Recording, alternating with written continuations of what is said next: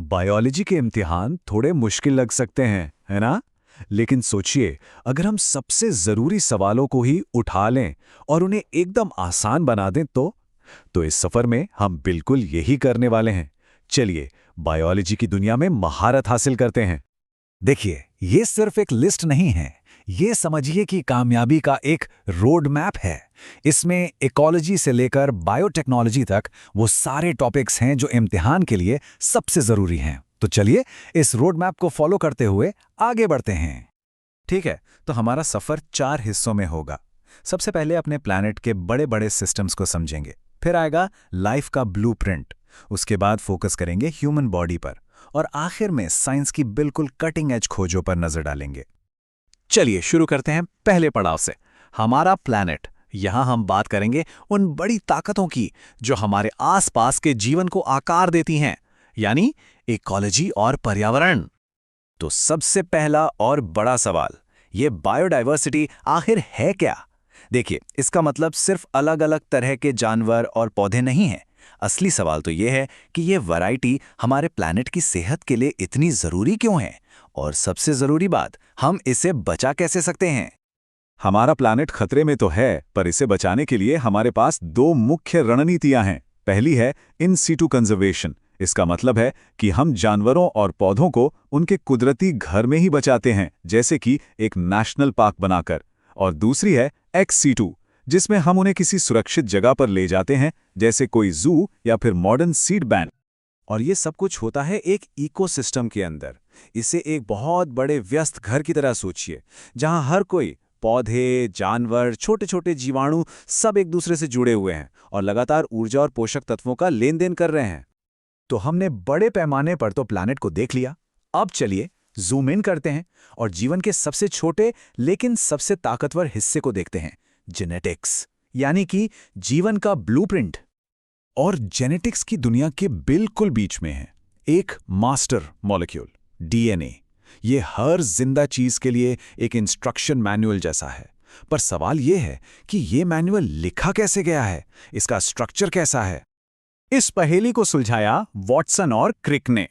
DNA का structure एक घुमावदार सीढ़ी जैसा है, जिसे डबल हेलिक्स कहते हैं।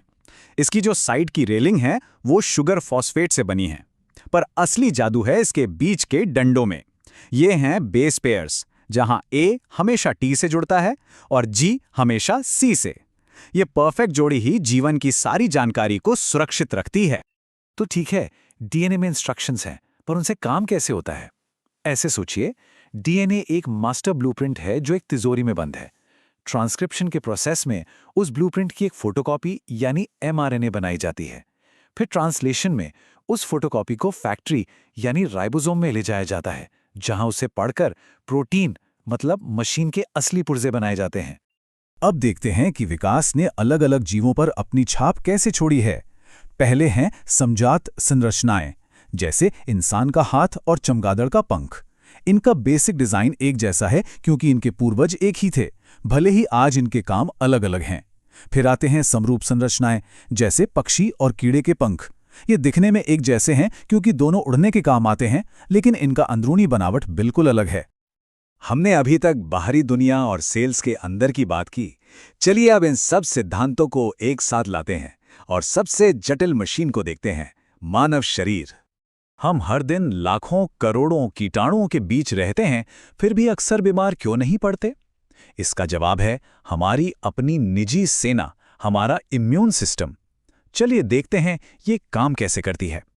तो इस सेना के 2 मुख्य हिस्से हैं। पहला है सहज प्रतिरक्षा। ये हमारे बॉर्डर के गार्ड्स हैं, जो किसी भी अनजान घुसपैठियों पर फौरन हमला करते हैं। दूसरी है उपार्जित प्रतिरक्षा। ये सेना की स्पेशल फोर्स है। ये दुश्मन को पहचानती है, याद रखती है और फिर खास हथियार बनाती है।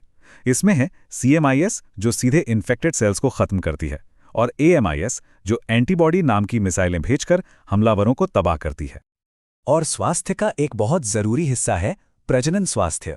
देखिए, ये सिर्फ प्रजनन अंगों के ठीक से काम करने के बारे में नहीं है। इसका मतलब है शारीरिक, मानसिक और सामाजिक हर तरह से पूरी तरह अच्छा महसूस करना। और अब हम आ गए हैं अपने सफर के आखिरी पड़ाव पर, भविष्य। यहाँ हम देखेंगे बायोटेक्नोलॉजी को, जहाँ इंसान जीव विज्ञान के नियमों का इस्तेमाल करके पूरी दुनिया को बदल रहा है। तो ये बायोटेक्नोलॉजी आखिर है क्या चीज़? बिल्कुल आसान शब्दों में, ये प्रकृति के औजारों का इस्तेमाल करके इंसानी समस्याओं को सुलझाना है, और इसके इस्तेमाल सच में हैरान करने वाले हैं। इसका एक जबरदस्त उदाहरण है पीसीआर। इसे डीएनए की फोटोकॉपी मशीन समझ लीजिए। ये डीएनए के एक छोटे से टुकड़े की करोड़ों कॉपियां बना सकती है। प्रोसेस आसान है। पहले गर्मी से डीएनए के स्ट्रैंड्स को अलग करो, फिर ठंडा करके प्राइमर्स जोड़ो जो बताते हैं कि कहां से कॉपी करना है, और बस तापमान बढ़ाते ही मशीन अपना काम शुरू कर देती है। बायोटेक्नोलॉजी का असर हमारी जिंदगी के हर कोने में है। चिकित्सा में इसकी वजह से डायबिटीज के लिए इंसुलिन बन रही है। खेती में ऐसी फसलें तैयार हो रही हैं जो बीमारियों से लड़ सकें।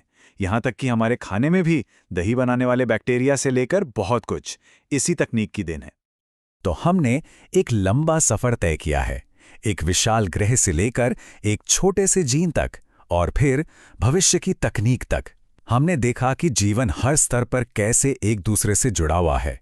अब आखिरी सवाल ये है, इस सारी जानकारी के साथ जीव विज्ञान में अगली ऐसी कौन सी बड़ी खोज होगी जो हमारी दुनिया को हमेशा के लिए बदल देगी?